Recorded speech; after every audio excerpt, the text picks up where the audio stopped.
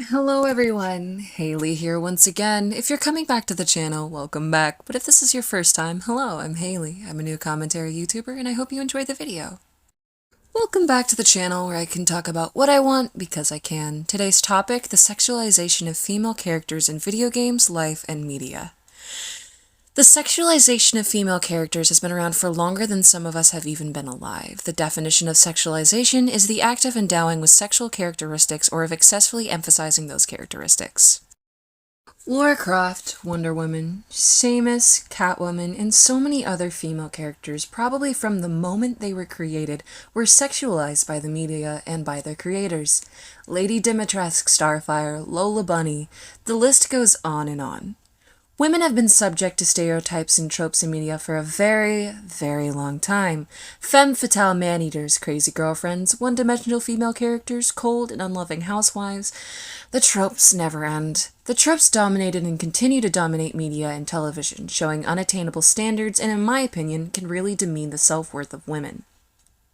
A study was made called The Future is Female by the Annenberg School for Communication and Journalism in the University of Southern Carolina.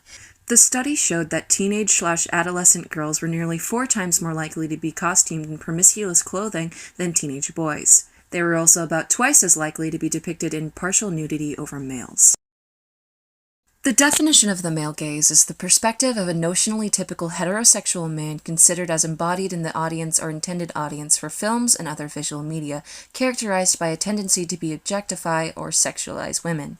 In media, the male gaze is also fetishistic scopophilia. Scopophilia is the act of pleasure via looking. In this case, it's derived from the sexualization and exploitation of a woman in said movie, game, or etc.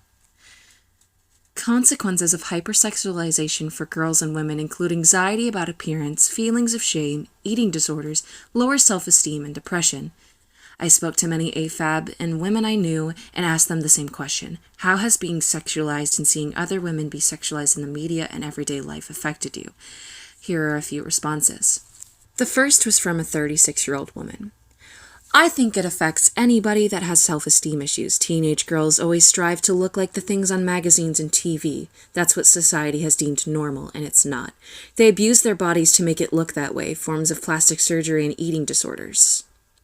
The second was from a 16-year-old girl. I think it's quite damaging to women, especially young women and teenage girls. Usually when people hypersexualize women, they always tend to have a standard they go for. Examples, a certain height, weight, size, hair length, and boob size.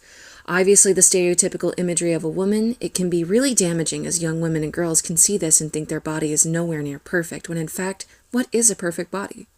It also sets this mindset for boys and young men that women should look a certain way, which can cause men to become very objectifying and maybe even aggressive towards women that don't fit the standard.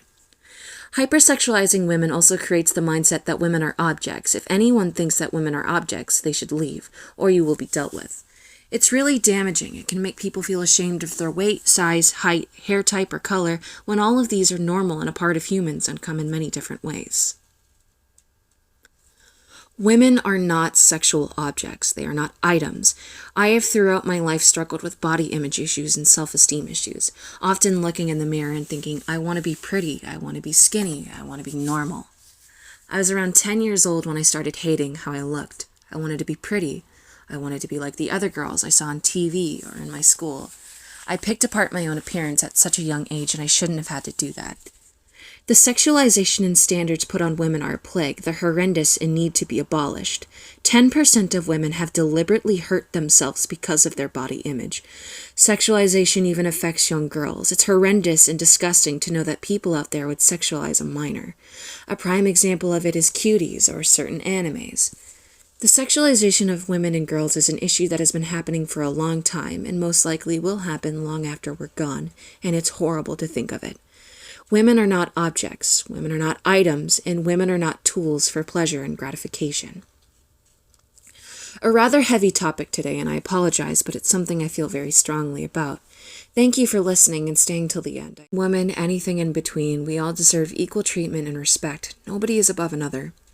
For any of you who want to see more of my art, or if you want to contact me, my socials are in the description of my channel, and I will also be putting images on my accounts right now.